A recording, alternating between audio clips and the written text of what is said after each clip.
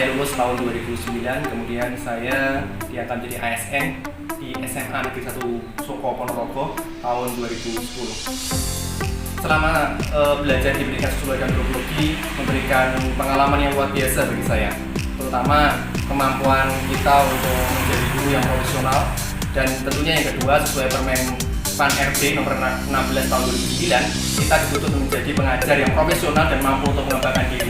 Di pendidikan sosiologi antropologi kita diberikan bekal yang luar biasa terkait dengan kemampuan kita untuk riset dan kemampuan kita untuk mengembangkan diri. Kepada para mahasiswa, mumpung kesempatan ini masih ada, mumpung momentum ini masih berlangsung, ketika Anda menjadi mahasiswa, gunakan sebaik mungkin kapasitas itu, gunakan sebaik mungkin waktu itu, jangan pernah sia-siakan waktu itu, karena kuliah di pendidikan sosiologi antropologi itu memberikan kesempatan kalian untuk mengeksplor semua kapasitas kalian, semua kemampuan kalian.